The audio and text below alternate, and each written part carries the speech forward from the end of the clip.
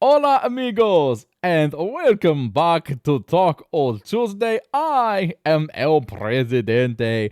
It's good to see you all. I have been gone for a while working on projects, and welcome aboard the Eden's Gate Fleet Carrier. That is where I work these days. Exorcist left me behind. He left me on the carrier while he took off on this new ship that he bought. He shut the Nightwish down.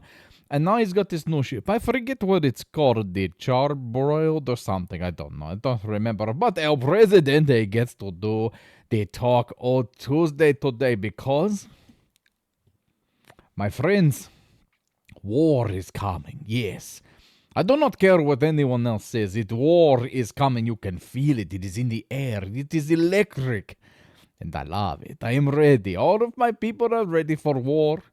And now it's going to be big war between the Alliance and the Empire and the Federation. Oh, I don't want to give the spoilers away because I'm so excited to be able to go over today's article. Let's get to it, shall we? The Apocalypse Rising. Ooh, I did not write that, but it is very good.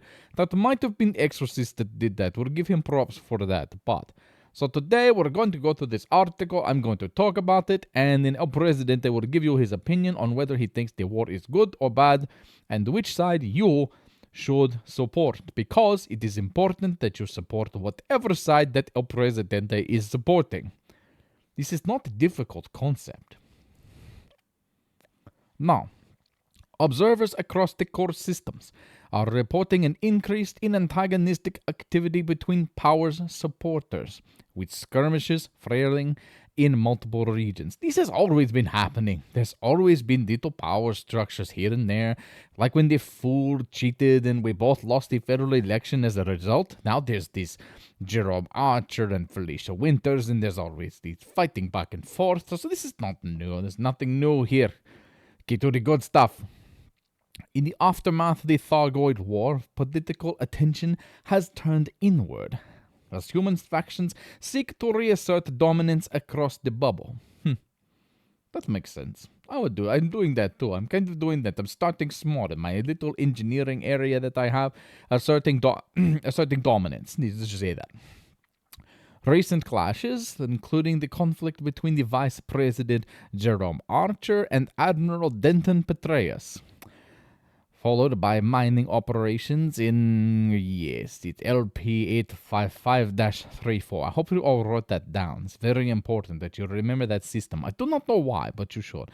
And Felicia Winters, fake president, and Yuri Grom have prompted concerns from analysts monitoring political dynamics. Could you imagine having a job where your whole job is to monitor the political actions of other people, and you call yourself a political dynamic analyst? You know, in my country, where I come from, you're better off being a welder or picking pineapples than watching the political maneuvering of the senior staff, because whatever politics El Presidente has, that is correct. That is the right politics. You have to ask, well, El Presidente, what is your politics? My politics are mine. That is the politics I have. And it's right. So the fact that these corporations and these superpowers feel the need to have these guys that go around and follow them and take notes and everything, that's a waste of time. If they would like El Presidente, just go with what I say. It will be alright. It may be a little painful, but it will be alright in the end. Now, a source within the Pilots Federation stated, we're going to see, what we're seeing is a shift in posture. Powers that once acted defensively to protect influence are now aggressively expanding, testing the limits of rival claims. This might have to do with the colonization and all the new systems that are popping up. It's hard to keep in control as the superpowers, as they expand. El Presidente understands control and losing it. Now, military analysts believe that while current flashpoints remain contained to power struggles between individual leaders, the pattern suggests that possible escalation could strain broader superpower relations. Now, here is the problem, my friends. The superpowers have been aligned with each other to fight the Targoid War. We fight and we won.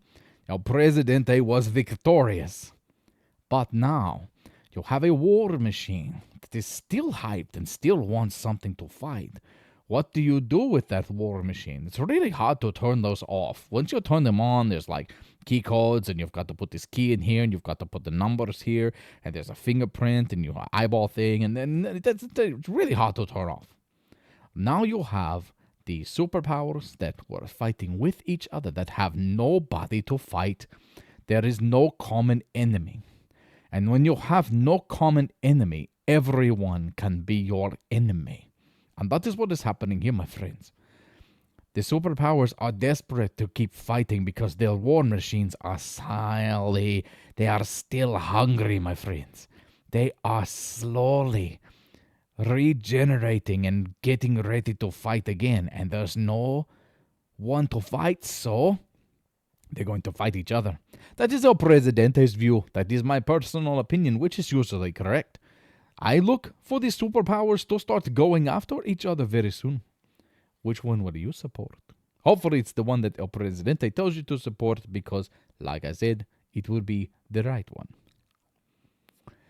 With a trade war erupting in the past week between prominent alliance figures, Prime Minister Edmund Mann and Councilor, why is it spelled that way? It's really weird, Nakato Kane, political commentators warn that these confrontations may no longer be isolated events, but early signs of a new era of competition.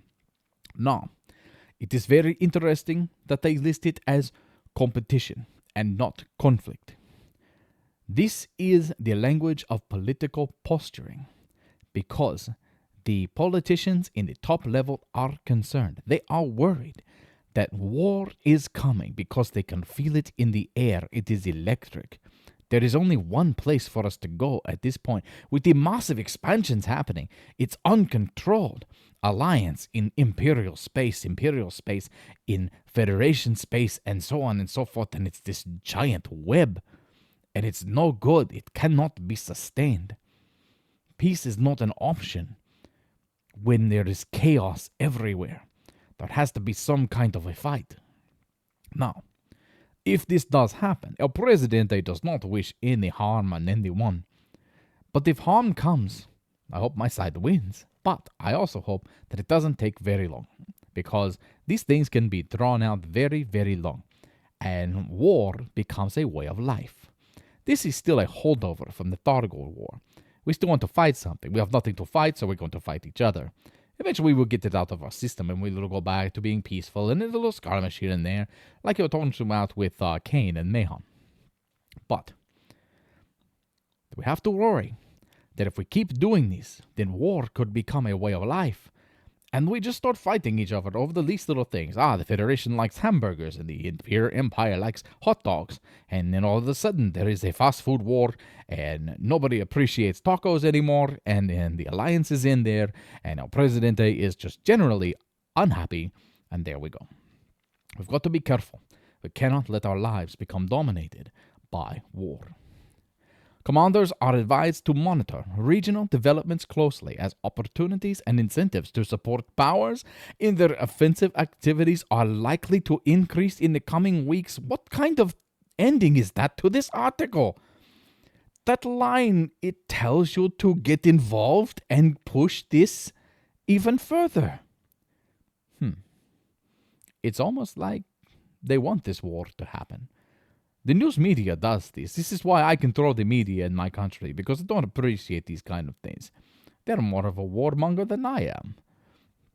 But there will be greater opportunities, my friends. So if you are interested in war, whether it's clandestine operations or something more traditional, moving cargo, or taking out pirates, or helping whichever power you like the most, you should be helping out the Empire. The Empire is where things really happen. So that is El Presidente's selection. Whatever the Empire is, doesn't matter the power. As long as the superpower belongs to the Empire, then El Presidente is very happy with how things are going. This is a very interesting article because it really shows that we still have not learned, after thousands and thousands of years, fighting over the strangest little things. And here we are again, about to fight over nothing, about to fight over space. Space is big. How can we not have space to just leave each other alone? I do not understand. There are things that, believe it or not, even El Presidente does not understand some things. Ah, yes. The capitalist pigs, the disciples, these people that pay this channel. Can you believe these people pay El Presidente? Yes, that's right. Technically they pay exorcist, but he doesn't know that I take a little bit off the top for engineering services. If you would like to support this channel, then go to command.exorcist.tv/support, because every time you pay, El Presidente gets a small piece of the pie.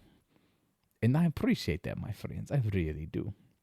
What's next? Ah, yes, that's going to be it. It was short and sweet today because ultimately, my friends, war is coming. We don't know what it's going to look like. What I would suggest is that it gets to a point where all the sides are gathered together and they're about to fight, and then the super Thargoids arrive. That's right. It's going to be the big ones. The Titans were little. These are going to be like the super uber mega Titans. And we're going to do it all over again. Because if it does not happen, then the Alliance, the Federation, and the Empire are going to tear themselves apart, my friends.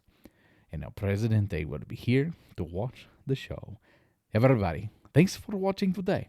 Take care, fly safe, and El Presidente will see you out there.